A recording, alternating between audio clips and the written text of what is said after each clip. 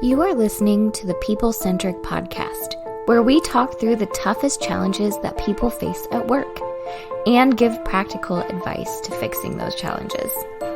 Thanks for joining our movement to create workplaces that are happier, healthier, aligned, and empowered by putting people at the center of all that we do.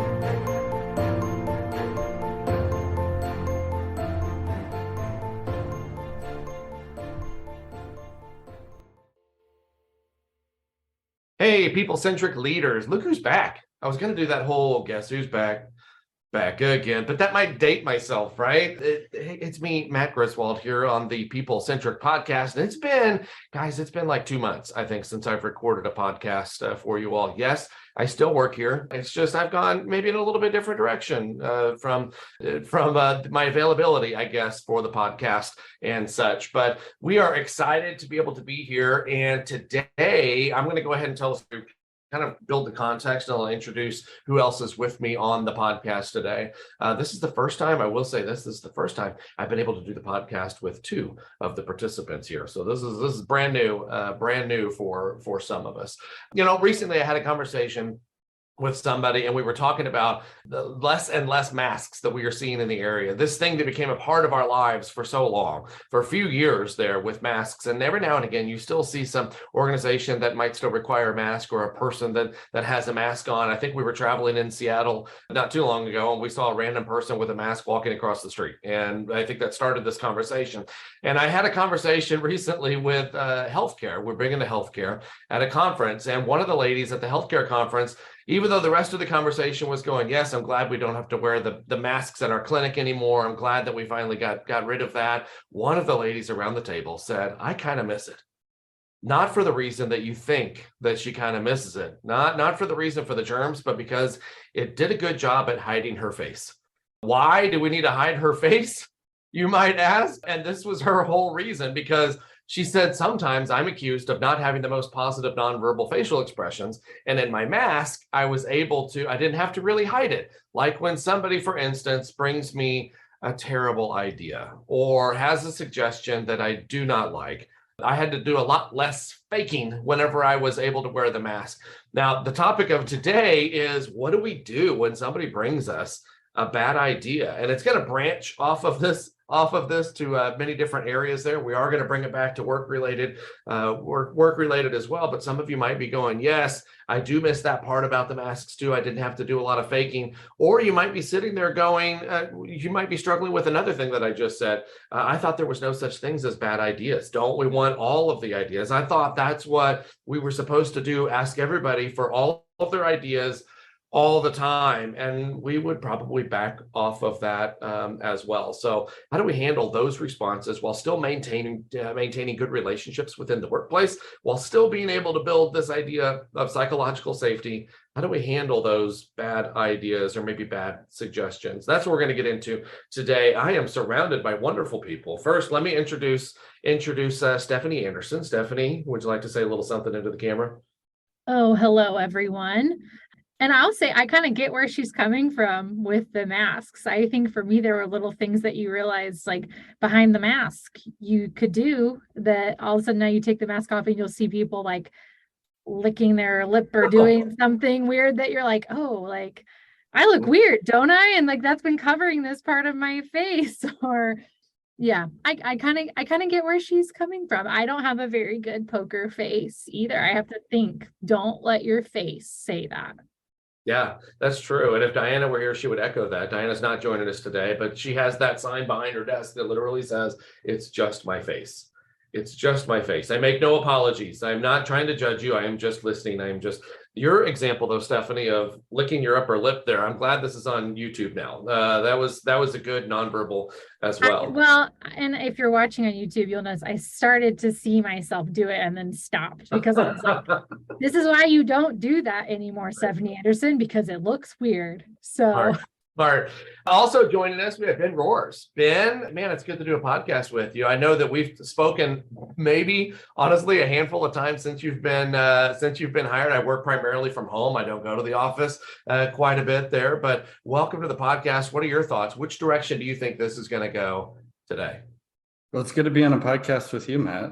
I watched you on a podcast from afar, and now I'm in it. I'm sort of, in the thing that I watched. I'm like sort of some sort of Truman Show phenomenon or something. I don't know what to call it exactly, but yeah, no, it's good to be here.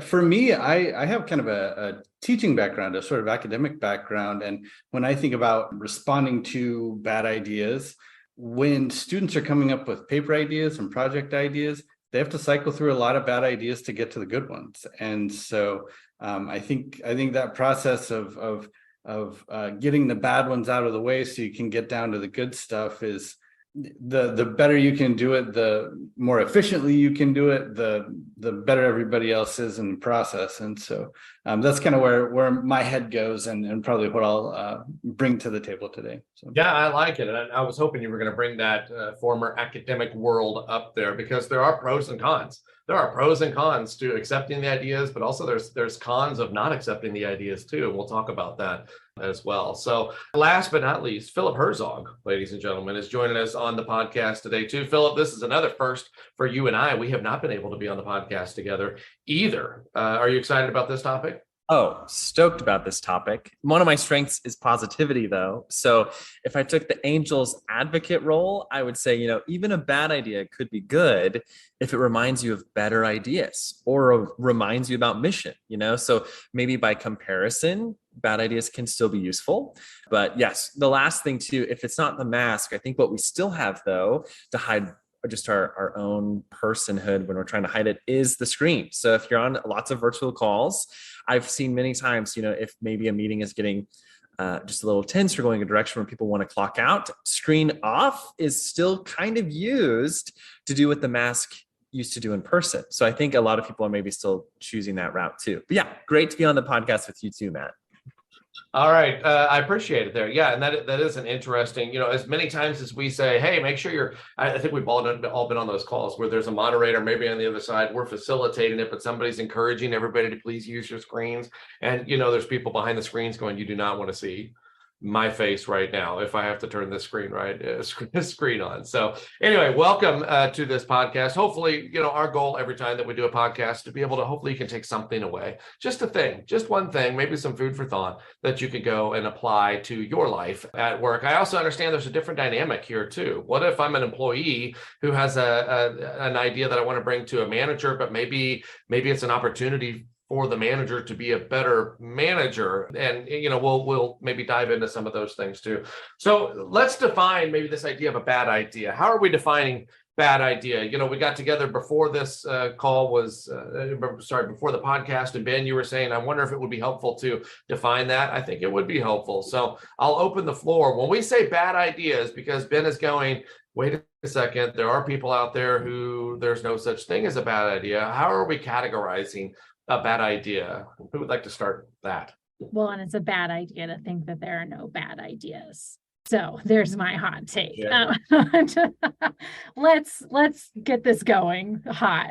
I think for me, when I think of a bad idea, it is hard to define, right? Because there is a little bit of subjectivity here of some things might make me feel more excited and passionate than they do you. So I know, for example, when somebody gets really into the weeds of ideas of how we could improve accounting systems, I'm like, this all sounds like a not fun idea to me, but to somebody else, it could be great. So I think it is important just to recognize that there's a little bit of just personal opinion and background and worldview and personality we all bring to it. But some of when I feel I've heard bad ideas in the workplace or bad ideas have been brought to me, it's that those ideas are kind of misaligned, that it seems like that idea really is not helping us move closer to our goal or our mission, and could potentially even cause mission drift. We were also talking before this, Don will give the example a lot of well, what if your employees came to you and let's start an ice cream shop? That's not a bad idea. There are a lot of really successful ice cream shops in the world, and I am a frequent customer of them and love them. But if I am running a hospital, that is pretty bad idea, right? For us to start allocating time and resources and funds toward an ice cream shop as part of our primary core business, because it's misaligned with our mission to like save lives. I mean, ice cream could save your day maybe and your mood sometimes, but probably not in the same way that your doctor could. So Now I just really want ice cream. Now I just really want ice cream right now. I don't even care what happens. we could end it here and come back next week, Right. friends. We all left to Thanks for get ice coming, cream. everybody. No, I like what you're saying. Stephanie's talking about, all of a sudden now we're tying this idea to strategy, right? If I don't have a clear strategy of what winning looks like for the organization, it's really hard to, and I'm trying not to go somewhere else because I think it's a whole other podcast. I'm trying not to go into buy-in because, I have to be able to gain buy-in. Sometimes it might seem like a bad idea, but I know it's a good idea. I've got to be able to gain buy-in. It's hard to gain buy-in if it's not tied to an overall strategy of success or an overall goal of where we're trying to go. And so I have to, you're saying, wait a second, so we need some goals to be able to shoot for to determine if it's a bad idea or not. Maybe it's really hard to be able to go along with an idea, especially if it's going to cost money, if it's going to cost resources, if it doesn't tie directly to an overall goal or an objective that we're also trying to shoot for at the same time. If the idea is, we want to switch the coffee from Folgers to Maxwell House or whatever. And by the way, if you know of the people-centric team, sans myself, I'm getting dirty looks from people because they're like, seriously, Those are both bad ideas in love. For which type of coffee you should use. We're after sponsors. We would take Folgers. I love Folgers. So anyway, it might be one of those ideas where it's this is a simple fix, like whatever you want to do. But if it's tied to money or resources, all of a sudden now that probably also needs to be tied to the goal or the mission or the direction that we're trying to take the organization. Ben, I wanted to go to you, though. You were talking about your previous life in the academic world there. And one of the things that you said was interesting. You said one of the lots of things you said were interesting. No offense, Ben, but one of the things I wanted to talk about was you said sometimes you have to burn through a lot of the bad ones to get to the good ones. What do you mean by that? And maybe what does burn through mean?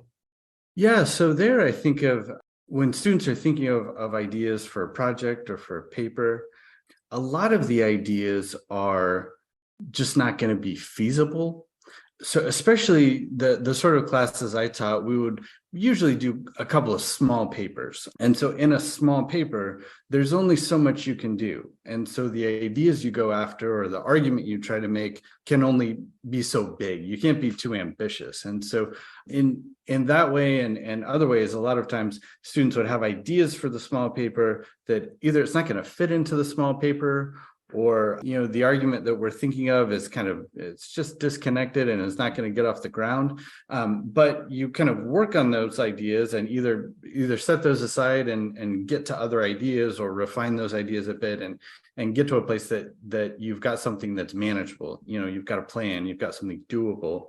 And I think one thing that I noticed is that people are very different in terms of how quickly they can be dissuaded from an idea, how quickly they can be convinced to move on to something else. And so some students have an idea, and if you offer some strong criticism or show some real problems with that idea, they just double down and keep going with the idea. And then other students are really prone to jump off of something as soon as you give a small criticism of it. So as soon as you say, oh, what about this argument against that view? And they would say, oh, I better switch sides of the argument, or I better pick a different topic or something. So I think it really depends on the person and how much they'll cling to a given idea, whether it's feasible or not. And some people need to be told pretty directly and pretty firmly, this is an idea you should move on from. And other people, if the criticism, it sounds a little strong, then they're going to give up ideas too quickly. And so there's kind of a balance there, I think, in terms of how firmly to nudge somebody off of an idea that just isn't going to work for the project. Yeah, and let's take that, we're talking about academia there, and we're talking about classroom setting. Let's bring it into like the workplace setting. If I'm the manager of a team and I'm saying, hey, this is where we're trying to go, what ideas do you all have for how we could potentially get there? Or if this is one of the overarching goals for the organization, what are some ideas that you all have to be able to help us get there. These are meetings, we refer to these as core team meetings internally, but these are meetings that we run for organizations quite a bit. And sometimes that person will give an answer, a frontline employee will say, I think we should do this. And in the back of your mind, manager, department head, you might be going, that's a terrible idea. We tried that 10 years ago. It didn't work then. It's not going to work now, right? But I would argue that there might be some benefit to letting them at least chase that down for a few steps. I don't know how you guys feel about that, but maybe let's talk about what would be the benefit of letting maybe some of your people chase down some of those potentially quote unquote bad ideas. They're not spending money, they're not spending resources on it, but they are doing a little bit of legwork. They are doing a little bit of homework to something that in the back of your mind you feel like is a dead end, but they might not know that yet. What would be the benefit of letting them kind of chase that down to come to that conclusion on their own? To borrow Stephanie's example of a hospital that maybe has someone on the team saying, let's start selling ice cream. Two really different goals, right? If your goal is to make people healthier, ice cream, statistically, I don't think there's anything that shows ice cream does make you healthier. And I'm lactose intolerant. So I'm just a bad example all the way around. I'm an exciting guy, but it could lead to maybe a team member says, well, you know what? People love ice cream and they're not seeing their doctor. Dentists give out candy. What if we give everyone some ice cream when they have a visit? Again, that may not be a great idea, but then that is super dark. Oh, I don't know. I also have a friend who's a dentist, which makes me an even worse person. But what I think it could lead to, though, right? How do we incentivize customers to engage with us in a different way, which was not their intent at the start? Let's become an ice cream parlor. But some ideas could come from that.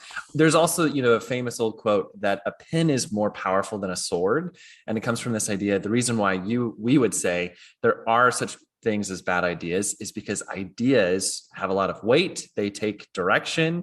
And so if you're an organization who has direction you need to go in, bad ideas can start to kind of undermine your mission and your purpose. One of the things we have at People Centric is a value system as well, which I think is another check against ideas. And one of our values is based in truth. So an idea could also come from a lot of places that are bad, but if something's just untrue, I have an idea you might have, with your supervisor because you think something's happening that isn't. So that's a difference, in perception or maybe just understanding what's actually happening or reality. And so I think there's a lot of ways to gut check that type of thing. Yeah, I'll add to that of I think another reason why as a leader you might let somebody kind of go down the path is kind of honestly like the idea of letting them fail in a safe way, right? We learn more from failing than we do succeeding, which, as a recovering perfectionist, I hate that that's true. But I think sometimes, if we have somebody on our team and, I think generations in the workforce is coming up a lot right now too. So let's say maybe it's even somebody younger or less experienced on your team who's bringing these ideas. There could be a benefit to kind of like guiding them down that path and showing them how it fails, because I think they could probably learn a lot.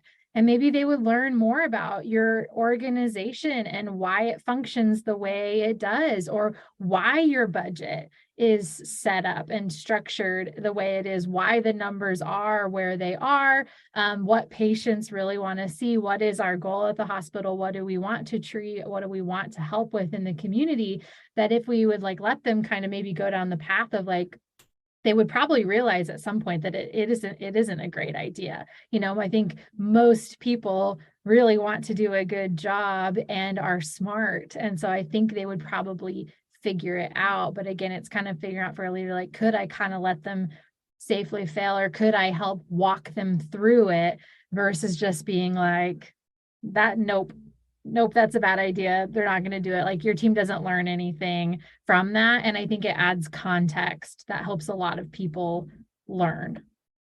I think even taking that a step further, if I am not letting them chase those things down and I am automatically the fail proof, I am the stopgap here. The nope, it's not going to work. Nope, it's not going to work. All of a sudden, you are accidentally training your team to become dumber. Honestly, because they're just going to you are going to be the pulse check then. It's like, hey, we have an idea for this. What do you think? Nope. Okay. And they don't think about anything again. They're only thinking about the things that you are having them think about. I think if I'm a manager of a team or a department head, gosh, I look forward to the day that I can let somebody take a few steps on something that I think is probably going to not succeed because maybe we've done that, or maybe in my 25 years of knowledge, I know the behind the scenes, what they're going to run into. But there might come a day when that person, you let them go 2 or 3 steps and they come back to you and they say, well, bad news, it's not going to work. And you could play the role of, bummer, I was really looking forward to that. What happened? And they could say, well, it turns out once you get past this point, this is also in place and that won't allow this thing to happen. I think now my team member, my employee, whatever that looks like, is now smarter. They learned some stuff instead of just going, what do you think? Can we do it? Nope. And they're blind to the reason why we can't. Now they know why they can't. I think this kind of piggybacks or tailors itself nicely to like the delegation conversation. I think some people don't delegate tasks to other people because they think they know what the outcome is going to be. I think that's one of the reasons why they don't. And what you're doing is you're creating a team of people who are not innovative, not problem solvers, not being coached to maybe ask the next question, not trying to dig a little bit deeper. They're very, very surface level. If we give them opportunities to delegate different projects for them to be able to run down the path a little bit, and they might surprise you. They might surprise you at the same time and came back and say, hey, good news, we made it work. And that might blow your mind and say, how did you do that? What happened? There was a team that we worked with, and Ben, I'll come to you. It looks like you have something to add to that. There was a team that we worked with a couple of years ago, and this team of frontline employees said, we want to work to build the e-commerce platform for the organization. What? Like the frontline employees said that, and to the organization's credit, they were given the bandwidth to be able to do that, and they accomplished it. Like they are so stinking successful now with this, that these frontline, now it wasn't all of them. Through the process, they built their network. Through the process, they added people. They had conversations with people they never had conversations with before. They were around the same table with people that they had never been around the table before. And the end result was they had a concerted effort. They were driven to do it. They built the e-commerce platform that the organization still uses today. I think at the beginning of that conversation, it might be like, bad idea. Plus, we have a full team of IT people that'll take care of that, right? That's not a you thing. But to the organization's credit, they gave them an opportunity to kind of chase that down. And as they got a step further, it was like, okay, take the next step. Got a step further. Okay, take the next step. And then they ultimately accomplished this wonderful thing. Sorry, Ben, go ahead. Well, I was just going to add something to this idea that trying something out and it not working can be a real opportunity for growth between the person who's trying it out and the person, probably their manager, who gave them a little room to try it out. And sometimes that process can even happen just by thinking through something carefully in partnership with somebody. And, sometimes you can just run a good mental simulation of something and learn some good lessons and have some growth without having gone through the implementation process, which might cost some money and might take some time. And so that's one reason I think to respond sometimes to ideas that just seem like they're not going to get off the ground by saying, how would that work? How would you do that? And sometimes there's room for that sort of practice without putting it into practice of just thinking through something and learning things and getting a little smarter, like you said, Matt.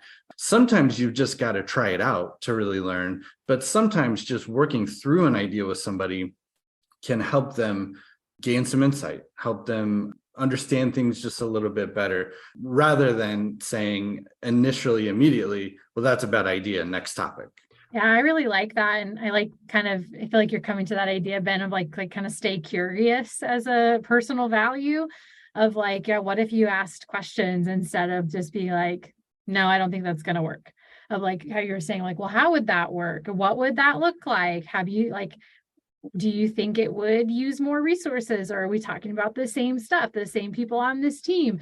So I really like that idea. I'll also add to it, like if you're a leader, how you say that is probably just as important or more important to what you say. Because Ben, how you said it was like, how would you do that differently? And it was a very like curious tone, like, how would that work? That's really different. Like, well, how would that work?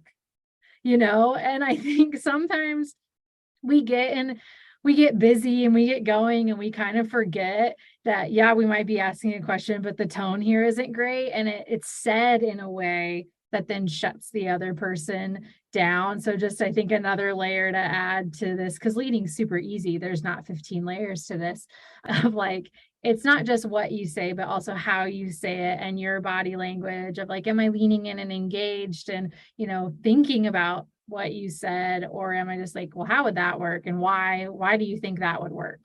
Those feel more accusatory. Yeah, I do a lot of, I train a course called Facilitation 101, and it's just like these do's and don'ts of facilitating groups of people. And Ben, you're probably familiar with some of these in the classroom, in a classroom setting too. I agree with Stephanie on how I respond to that is going to be super important. I can also, like, what if it is genuinely, because I can hear people, what if it's genuinely a bad idea? It's a bad idea. And in your mind, what if it's genuinely a bad idea and I respond negatively to the bad idea? What am I doing effectively now to my team if I do that? Yeah, we were talking about this prepping for the podcast a little bit. I had a work experience once where there was a person on our team who, maybe it was just me personally, it seemed like other people agreed that the ideas this person would just throw at a meeting were just genuinely bad ideas. Where it's just like, there is just no way we're ever going to do that. Or like, I kept thinking, like, where do they come up with these things? I mean, creativity, 10 out of 10, feasibility, 0 out of 10. And so it is just kind of like, in those moments, there was this tension for the leaders in the room to be like, okay, we don't want to embarrass this person and call them out or make them feel like chastised in front of other people. But also, like, we do need them to understand that those really are bad ideas. Yeah, and I think sometimes it feels like we're saving the team from maybe the conversation, maybe a lost conversation or lost time. But there's power in numbers too. I'm sure this is something that you've heard before too. If it's genuinely a bad idea, a lot of times you as the facilitator or you as the manager don't have to be the one to right the wrong. The group will do it for you. So you don't have to be the bad guy, so to speak, right? One of the things in Facilitation 101, and I've always used this as an example, and I've stopped using it, and I'll tell you why here in just a moment. But what if it's like, let's say, what's your favorite kind of dog food, or whatever, like, and it's Alpo, great, Purina, great, that's awesome, Colgate. And then These are interesting conversations you have with people about dog food out on the road. Well, what's interesting is I normally, what if they say Colgate? And it's like, I'm pretty sure that's a toothpaste. Wrong answer. I've maybe shut them down. The reason why I don't use that example is because I did find out that Colgate also does produce dog food, because somebody used to work for Colgate and they were in the room. So who knew that was a thing? But they also do that. But if I'm responding like that, yes, wrong, yes, you have now alienated that person. But I don't want to alienate that person, because there's this other term, I'm going to throw another term out there called groupthink. Somebody define groupthink for me. Like, put that into your own words. I'll throw it out to the team. Groupthink. What do you think? Somebody else can take this, because I'm busy Googling Colgate dog food. Does it nourish your pet while also making their breath smell better? I'm so curious. I'm gonna let somebody else take that. I'm following that rabbit trail. Yeah, you should do that. I think it's a mint flavored dog food. It cleans as you chew. I actually think I should start eating that, because I hate brushing my teeth. I would say groupthink is, in my words, right? It's when a group of people, even if everyone thinks a different thing, it's whatever first thought comes out.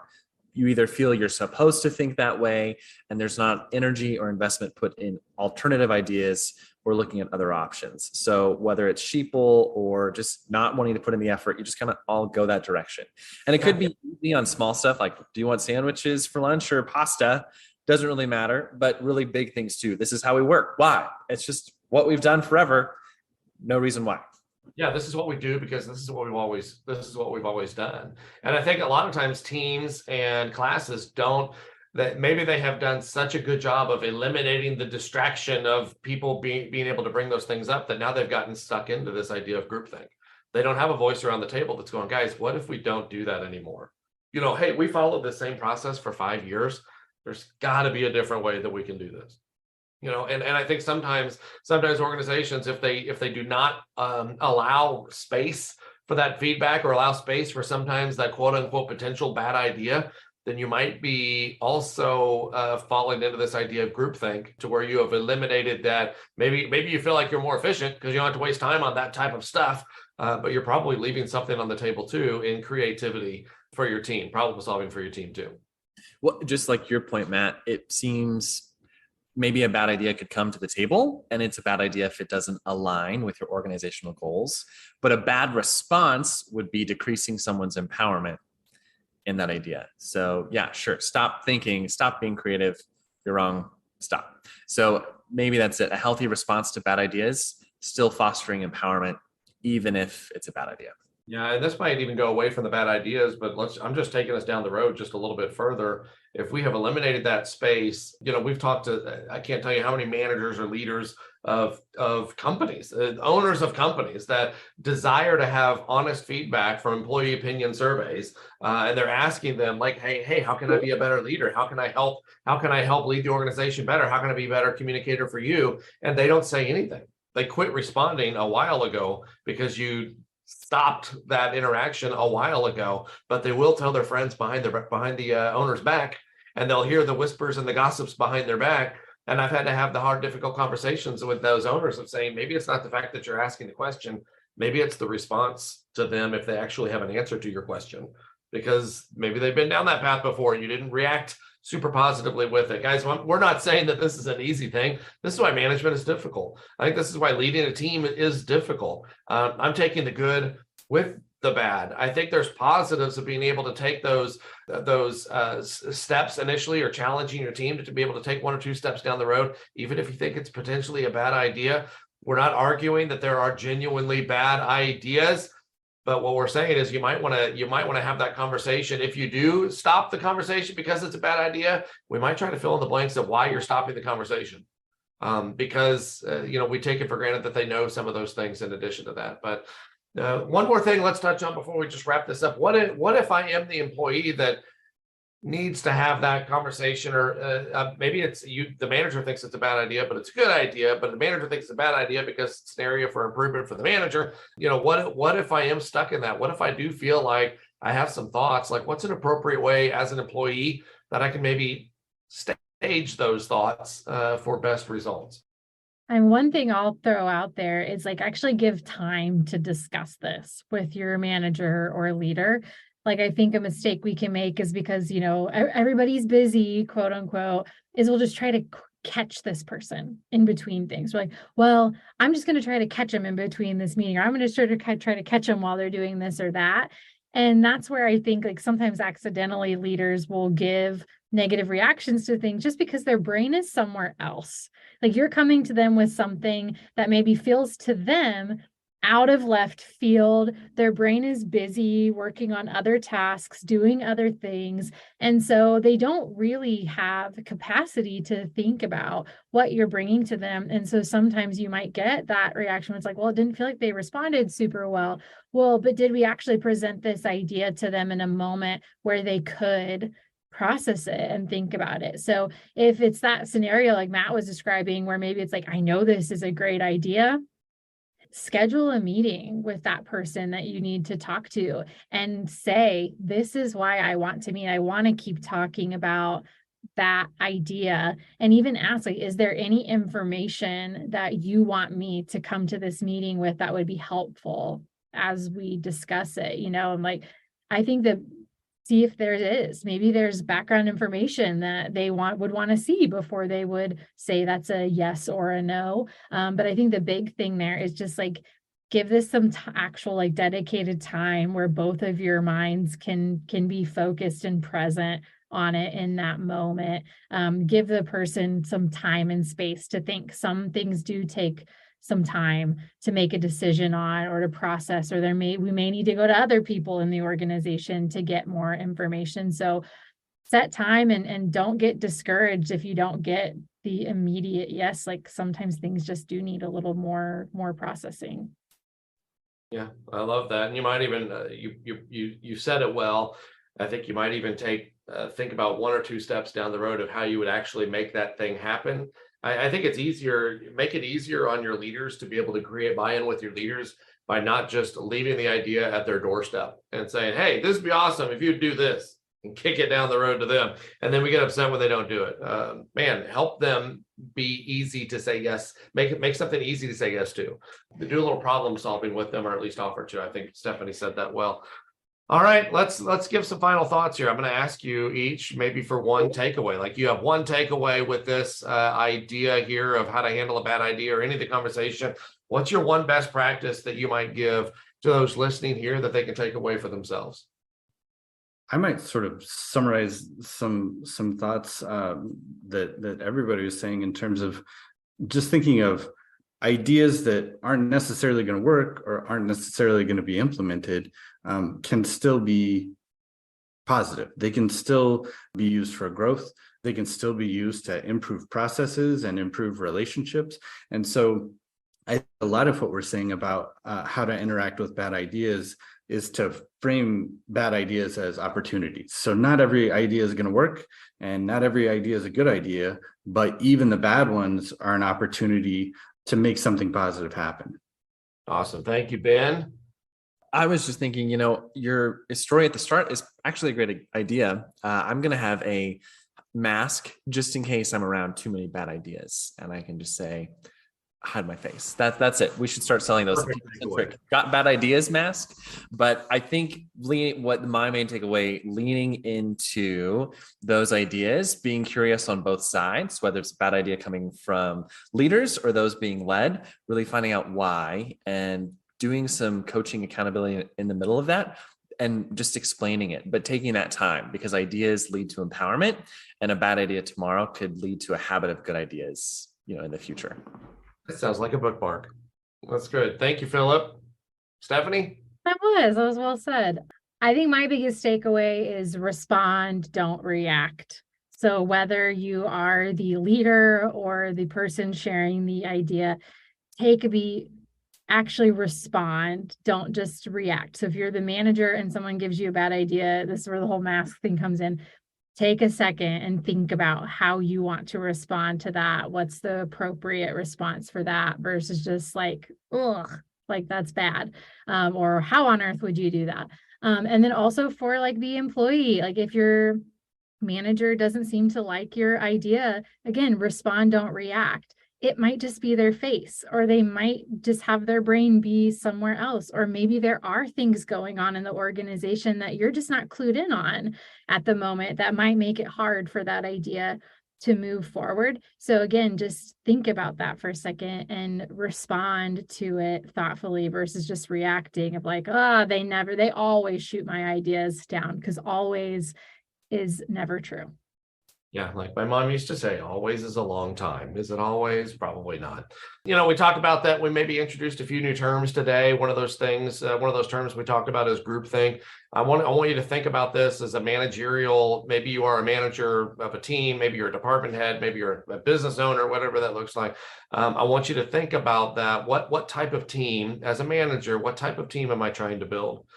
Gosh, I want them to be creative. I want them to be problem solvers. I want them to have buy-in. I want them to be engaged in the process.